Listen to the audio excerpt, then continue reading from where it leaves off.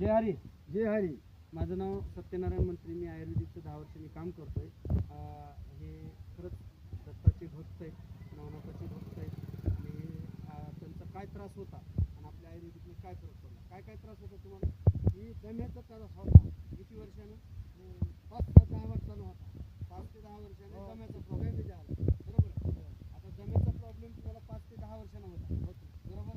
औषधं राहतात आणि 5 ते 10 वर्षानं दम्याचा त्रास होता, दवाखान्यात गोळ्या औषधं 2-4 वेळेस ऍडमिट होऊन बाजूला आलो तरी काही राहिलं नाही. बरं. म्हणजे ऍडमिट करायची पाळी आली तुम्हाला? हा 2-3 वेळेस ऍडमिट केली 2-3 वेळेस तरी काही दमा राहिला तरी दमा राहिला नाही. मग माझ्या आयुर्वेदिकनं आता हा. तुम्हाला काय काय फरक पडला? काय नाही फरक बसला.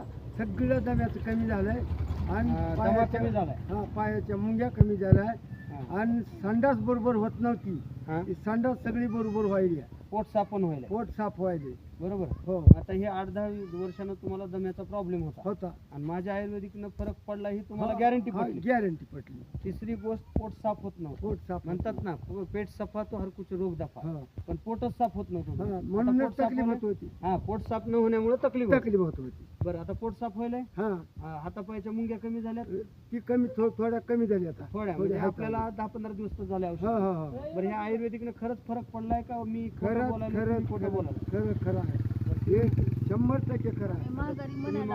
तुम्ही मगाशी म्हणलो ना एक नवनाथानं तुम्हाला माझ्यापाशी पाठवलं आणि नवनाथानंच औषध द्यायला लावलं. ही जी आहे ना तुम्ही धंदा करणार झाला. हा. ही औषधाची पैसे आहेत तुमच्या तिकडून आणलेले. बरोबर. खरंच खरंच तुम्हाला गुरुगरजी वाटा लावालेत. बरोबर. नवनाथांनी तशी सेवा केलेली आहे. बरोबर. जगाची कुणी ऐकू किंवा ना ऐकू मी 12 वर्षाहून 13 वर्ष आहे नवनाथाची सेवा करायला. बरोबर. तसं माझ्यापाशी तुम्हाला मचिंदरला धाडलंय. म्हणजे दत्त मच्छिंद्रांनी- महाराजांनी दत्त महाराजांनी पाठवलं. हे माझ्यापाशी तुम्हाला धाडलंय.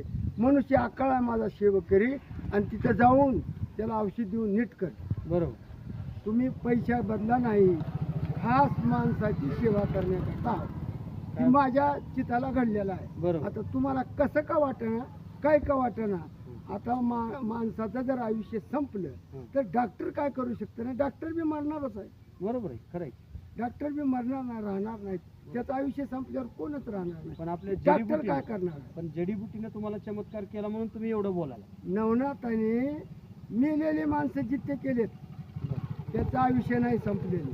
म्हणूनच हे पुण्याची पायरी आहे. पायरी म्हणूनच आहे. मी काम म्हणूनच मी करतो. त्यांना सांगितलंय बाबा ही तुम्ही मार्ग सोडू नका. बरोबर. ही चांगली आहे. तुमच्यासारख्याचा आशीर्वाद मिळायला देवाची कृपा आहे, स्वामी महाराजाची कृपा आहे, आमच्या गावातल्या श्रीमान स्वामी महाराजाची दत्ताची कृपा आहे. म्हणून मी हे आयुर्वेदिकचं तुम्ही सोडू नका म्हणतोय. मी सोडणार पण नाही कारण ही पुण्याची पायरी आहे. आणि तुम्ही जी सांगाला किल्वानंद स्वामी दत्तात्री ही सगळी जी आहे ती सगळं दत्ताचाच अवतार आहे. दत्ताचाच अवतार आहे. 100% दत्ताचा. हा आणि ही दत्ताचे नवनाथाचे दत्ता गुरु असल्यामुळं तुमच्या हाताला यश आलेला आहे आणि तुमचा काहीतरी आईवडिलाचं पुण्य आहे. आई वडिलाची पुण्य आहे आणि स्वामी महाराजाची कृपा, दत्त महाराजाची कृपा. दत्त महाराजाची धन्यवाद. तुम्ही मुलाखत दिल्याबद्दल मी आभारी आहे आणि खरंच तुमच्या अंतःकरणातून तुमच्या भावना बोललात आणि आयुर्वेदिक ही काळाची गरज आहे हे तुम्ही तुमच्या वाणीतून बोलून दाखवलात.